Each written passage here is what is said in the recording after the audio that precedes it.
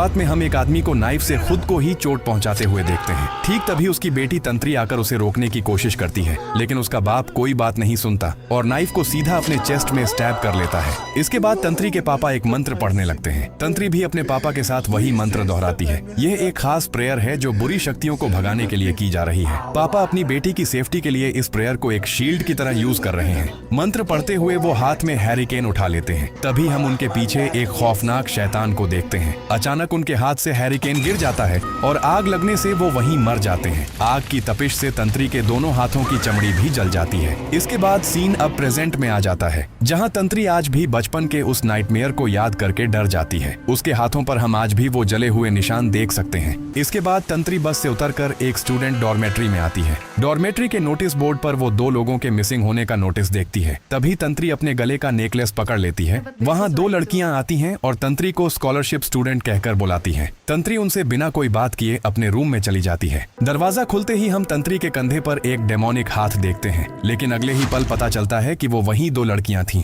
अब फेई और आस्था तंत्री से इंट्रोड्यूस होती हैं। वो पूछती हैं कि क्या वो यहाँ अकेली रहेगी और उसे केयरफुल रहने को बोलकर चली जाती है। रूम में घुसते ही तंत्री को कुछ दोस्तों की एक ग्रुप फोटो मिलती है। फोटो के पीछे लिखा था, तुम सबसे नफरत करती हूँ। फोटो उसके हाथ से गिरकर बेड के नीचे चली जाती है। जब वो फोटो निकालने के लिए नीचे देखती है तो अचानक वहाँ एक डरावनी लड़की दिखाई देती है। तंत्री डर के मारे चिल्लाती है, लेकिन अगले ही पल वो लड़की गायब हो जाती है। उधर आस्था के फोन पर उसके अंकल जमाल का मैसेज आता है, जो उसका हाल चाल ले रहे हैं। तभी आस्था मिरर में देखती है कि वो एक कांच के टुकड़े से अपना गला काट रही है। सीन यहाँ कट होकर अगले दिन सुबह कैंटीन में आता है। तंत्री फेई और आस्था से पूछती है कि क्या इस हॉस्टल में कुछ अजीब घटनाएं हुई हैं। वो बताती है कि यहाँ आने के बाद से वो ऐसी चीजें देख रही है जो पहले कभी नहीं देखी। वो इस जगह की हिस्ट्री जानना चाहती है। फेई और आस्था बताते हैं कि पिछले साल उनके 2 दोस्त मिसिंग हो गए थे, जिनका अब तक कुछ पता नहीं चला। आस्था अरुण नाम की दोस्त के बारे में बताती है कि एक दिन उसके पापा उसे लेने आए थे, जिसके बाद वो दोनों गायब हो गए और उनसे कांटेक्ट नहीं हो पाया। फेई दूसरी दोस्त लुकी के गायब होने की कहानी बताती है। वो कहती है कि सबको लगता है उसने सुसाइड कर लिया, क्योंकि उसके लॉकर में एक नोट मिला था, पर अगर उसने सुसाइड किया भी तो उसकी डेड बॉडी आज तक नहीं मिली। इसी बीच कैंटीन में 2 लड़कों के बीच बहस हो जाती है। रेजा चिढ़कर महेश को अरुण के घर जाने से मना करता है और पुरानी बातें भूलकर आगे बढ़ने को कहता है, लेकिन महेश इमोशनल होकर बोलता है कि सबकी तरह भूल जाना उसके लिए आसान नहीं है, क्योंकि अरुण उसकी बहुत अच्छी दोस्त थी। रेजा मानता है कि अरुण उसकी भी दोस्त थी। वो एक दूसरे को अपने बिहेवियर के लिए वार्न करते हैं और केयरफुल रहने को कहते हैं। फिर फेई तंत्री को रेजा से इंट्रोड्यूस करवाती है। रेजा भी इसी हॉस्टल का ही स्टूडेंट है। नेक्स्ट सीन में तंत्री शावर ले रही थी, तभी उसे एक आवाज सुनाई देती है। वो कर्टन हटाकर देखती है, पर कोई नहीं दिखता। जैसे ही वो दोबारा नहाने लगती है, हम कर्टन के बाहर से अंदर किसी और का साया देखते हैं। तंत्री डरकर जल्दी से नहाकर निकल जाती है। उसके जाने के बाद हम मिरर में उस लड़की को भी उसके पीछे जाते हुए देखते हैं। इसके बाद जब फेई गाने सुन रही थी, अचानक रेडियो पर बजने लगता है, मुझे जिंदा करने के लिए खून बहाना होगा। तभी उसके रूम का दरवाजा अपने आप खुल जाता है। फेई चेक करने आती है तो हम एक लड़की का साया उसकी तरफ आते हुए देखते हैं। फेई के बाहर आते ही दरवाजा लॉक हो जाता है। डर के मारे वो धक्का देती है और दरवाजा फिर खुल जाता है। अंदर जाकर फेई विंडो कर्टन के पीछे एक साया देखती है। पर्दा हटाते ही उस लड़की का घोस्ट उसे बुरी तरह हॉन्ट करता है। सीन यहाँ कट होकर तंत्री के रूम में आता है। वो अपने मॉम डैड की फोटो लेकर बैठी थी। एक फ्लैशबैक में दिखता है कि तंत्री के पापा उसे एक नेकलेस पहनाते हुए कहते हैं कि ये उसकी माँ ने उसके लिए छोड़ा था।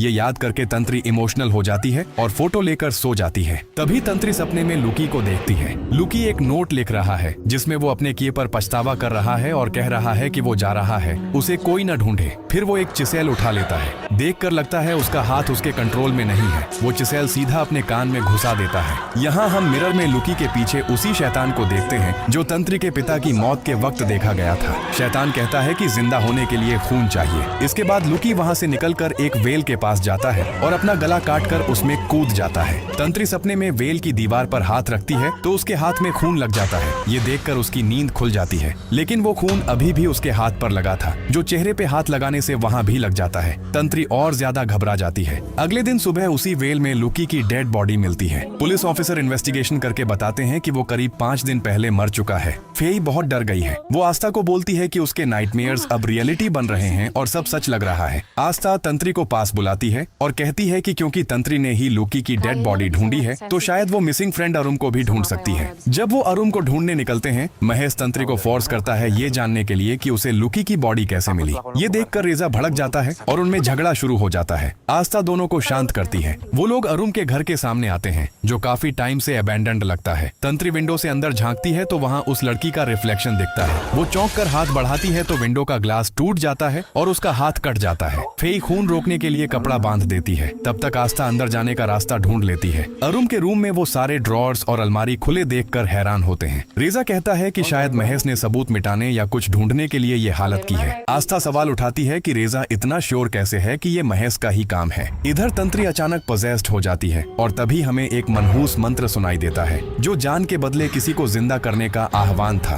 फिर तंत्री उस अजीब लड़की को देखती है और उसे फॉलो करने लगती है। जैसे ही तंत्री एक रूम में आती है, एक इनविजिबल शक्ति वहाँ का बेड हटा देती है। वहाँ एक डिमोनिक साइन था। तंत्री उस डिमोनिक साइन के सामने घुटनों पर बैठ जाती है। उस साइन पर कुछ अजीब दुआएं दिखती हैं और वहाँ एक बुक आ जाती है। तंत्री वो बुक उठा लेती है। दूसरी तरफ दोस्तों को रियलाइज होता है कि तंत्री वहाँ नहीं है, जबकि वो अभी उनके साथ ही थी। इधर तंत्री उस बुक से एक मंत्र पढ़ रही थी। 5 पापियों के खून के बदले उसे जिंदा किया जाए। आस्था जैसे ही उसके कंधे पर हाथ रखती है, तंत्री नॉर्मल हो जाती है। वो लोग उस साइन और उस पर लिखे अपने नाम देखकर डर जाते हैं। उन्हें समझ आ जाता है कि वो सब कर्स्ड हैं। रेजा और फेई एक दूसरे को ब्लेम करने लगते हैं क्योंकि लिस्ट में सबका नाम था। तंत्री कहती है कि इस घटना से उसका कोई लेना देना नहीं है, लेकिन आस्था उसे याद दिलाती है कि यहाँ आने के बाद से लुकी की बॉडी से लेकर मंत्र की बुक तक सब कुछ तंत्री ने ही ढूंढा है, इसलिए वो खुद को निर्दोष नहीं बोल सकती। आस्था तंत्री से कहती है कि वही चोजन वन है जो इस कर्स को रोक सकती है। खैर, तंत्री रिचुअल करने के लिए तैयार हो जाती है। वो कोई बड़ा प्रॉमिस तो नहीं करती पर कहती है कि वो अपनी पूरी कोशिश करेगी। रिचुअल शुरू होते ही तंत्री फिर से पोजेस्ड हो जाती है। वो सब एक साथ वो मनहूस मंत्र बोलने लगते हैं। 5 पापियों के खून के बदले मुझे जिंदा करो। मंत्र बार बार बोलने से वहाँ एक डरावना माहौल बन जाता है। तभी एक शैतानी ताकत कहती है कि कुमारी लड़की के खून की खुशबू से उसका कर्स्ड मंत्र जाग उठा है। जिन्होंने उसकी मदद मांगी है वो अब से शैतान के गुलाम बन जाएंगे। तब वो शैतान वहाँ आ जाता है और तंत्री को बताता है कि उसने 5 पापियों को कर्स दिया है। वो उनकी बीवी, बेटी और आगे की पीढ़ियों को छीन लेगा। वो मरते दम तक उनकी लाइफ को खौफ से भर देगा और उन्हें ये कर्स्ड होने पर मजबूर करेगा। वो डीमन तंत्री से कहता है कि अगर तंत्री उसके साथ चलेगी तभी वो सबको इस कर्स से आजाद करेगा। तंत्री ये तबाही रोकने के लिए भीख मांगती है और पूछती है कि उसे और कितनी जाने चाहिए। वो एंटिटी उसे बहुत बेइज्जत करती है और कहती है कि अब वही तंत्री का आखिरी सहारा है। ये बोलकर शैतान धुएं में गायब हो जाता है। वापस आते वक्त गाड़ी में फेई डरते हुए बोलती है कि वो डीमन उनकी जान लेना चाहता है। आस्था फेई को डांटकर चुप करा देती है। आस्था रेजा को घर छोड़ने के लिए बोलती है। रेजा आस्था को उसके घर ड्रॉप कर देता है। तंत्री फेई को समझाने की कोशिश करती है कि अगर उनका इरादा सही है तो कुछ बुरा नहीं होगा, लेकिन फेई को लगता है कि हालात दिन ब दिन और अजीब होते जा रहे हैं।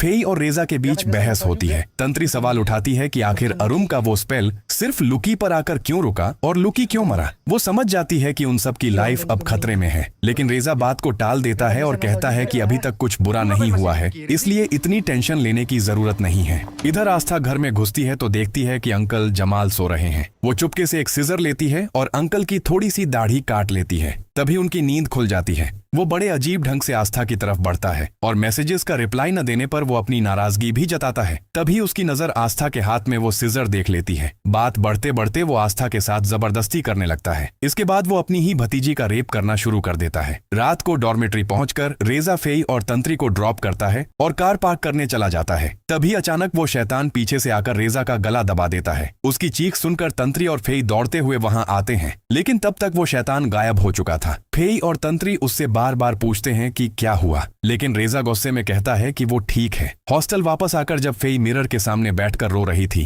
तभी अचानक एक डिमोनिक हाथ उसके चेहरे पर आ जाता है। फेई की चीख से पूरा हॉस्टल गूंज उठता है। इधर तंत्री वॉशरूम जा रही होती है कि उसे फिर से वही मनहूस मंत्र सुनाई देता है। वॉशरूम में तंत्री फिर से पोजेस्ड हो जाती है और देखती है कि वो शैतान आस्था के अंकल को कितनी बेरहमी से मार रहा है। होश में आते ही तंत्री समझ जाती है कि आस्था उस मंत्र वाली बुक को अपने किसी मतलब के लिए यूज कर रही है। इसलिए तंत्री तुरंत आस्था से वो कर्स्ड बुक वापस मांगती है। जब आस्था मना करती है तो तंत्री उसे वार्न करती है कि कहीं कोई और इस कर्स का शिकार न बन जाए। तंत्री को एहसास हो चुका था कि आस्था ने ऑलरेडी एक खौफनाक काम कर दिया है। जैसे ही तंत्री बुक लेने की कोशिश करती है तभी फेई आस्था की लाइफ का एक काला और दर्दनाक सच सबके सामने खोल देती है। वो बताती है कि आस्था का सगा चाचा बचपन से ही उसका रेप करता आ रहा है। इसी असहनीय दर्द की वजह से आस्था ने एक बार सुसाइड करने की कोशिश भी की थी। फेई आगे ये भी बताती है कि आस्था एक बार प्रेग्नेंट हो गई थी और बाद में उसे अबॉर्शन करवाना पड़ा। तंत्री जब आस्था के लिए सिंपैथी दिखाने जाता है तो आस्था उसे रूम से निकल जाने को बोलती है, लेकिन तंत्री साफ कह देता है कि वो उसकी चिंता करता है और जब तक वो कर्स्ड बुक वापस नहीं मिल जाती वो कहीं नहीं जाएगा ताकि किसी और की लाइफ बर्बाद न हो।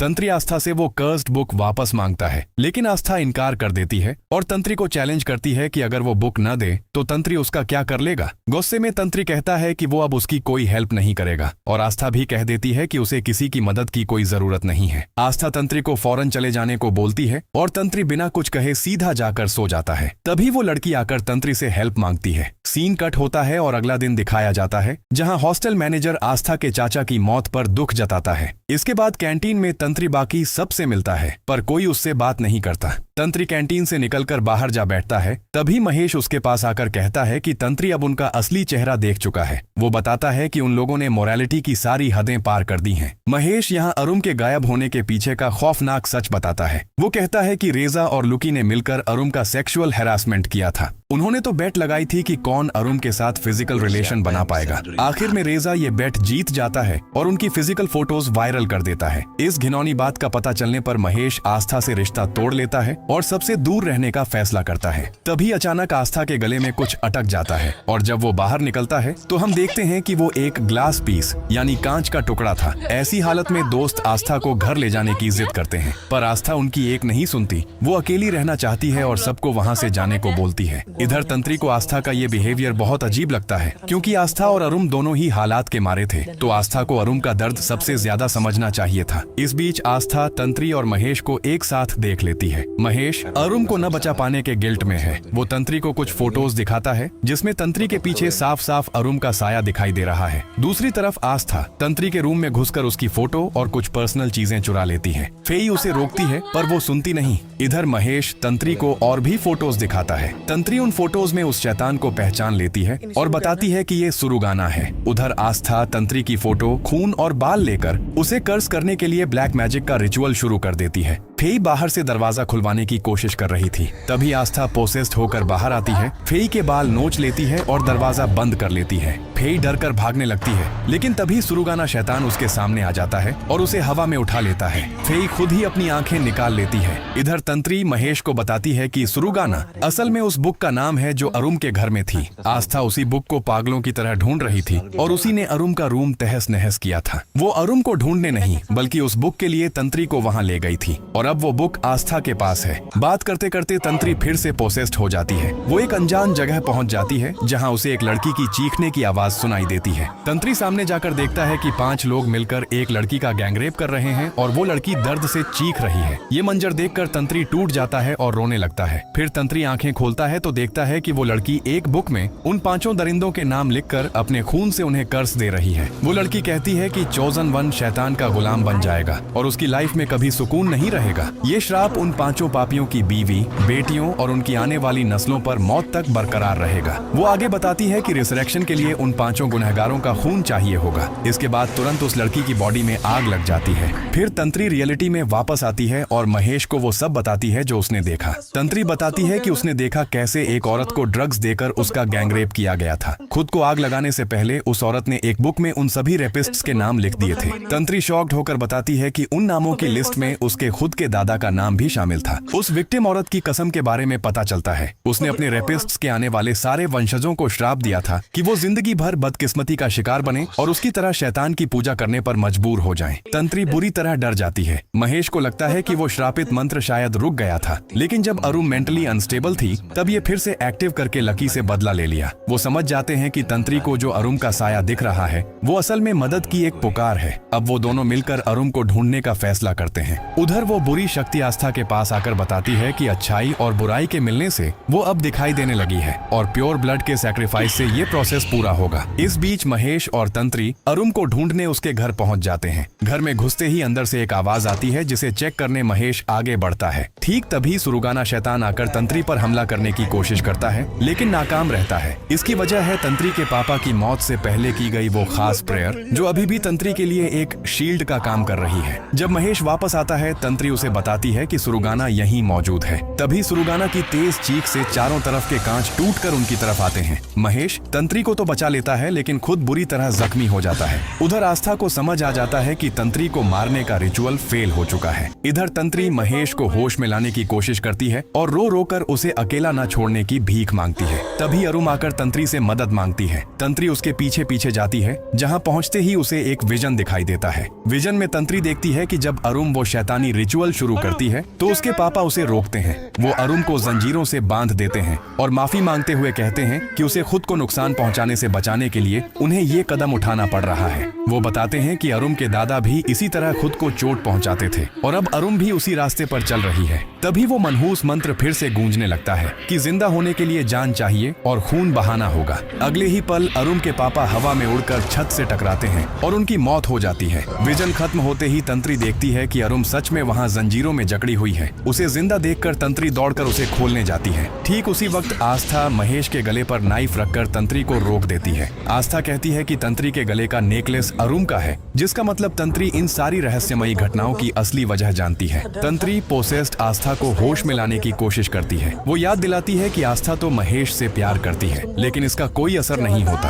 और आस्था वहीं महेश का गला काट देती है। महेश की मौत के बाद आस्था को होश आता है लेकिन कुछ ही देर में वो फिर से पोसेस्ड हो जाती है और खुद अपना गला काट लेती है। अपने सभी दोस्तों को खोकर तंत्री फूट फूट कर रोने लगती है। तभी अचानक अरुम पोसेस्ड हो जाती है और एक झटके में अपने हाथ पैर की जंजीरें तोड़ देती है। अरुम के अंदर से सुरुगाना की आवाज आती है। वो इंसानों को अपनी दुनिया का इंट्रूडर और ढोंगी बताता है। वो घमंड से कहता है कि सड़ी हुई या बुरी चीज को कभी अच्छाई में नहीं बदला जा सकता। ये सुनते ही तंत्री वो नाइफ अपने हाथ में उठा लेती है। सुरुगाना कहता है कि वो इंसानों की आंखों में देखकर उनकी मौत की इच्छा देख सकता है। उसकी बात पूरी भी नहीं होती कि तंत्री वो नाइफ सीधा उसके चेस्ट में घुसा देती है। फिर तंत्री अरुम से माफी मांगती है और अरुम भी उसे थैंक्स बोलती है। इसके बाद सीन कुछ दिन आगे बढ़ता है। टीवी न्यूज से पता चलता है कि रेजा को सेक्सुअल अब्यूज के आरोप में अरेस्ट कर लिया गया है। सीन यहाँ फिर से पास्ट में जाता है जहाँ तंत्री के पापा उसे बताते हैं कि उसके बर्थ के वक्त उसकी मॉम बहुत बीमार थी। डॉक्टर्स के पास सिर्फ 2 रास्ते थे, या तो माँ बचेगी या बच्चा।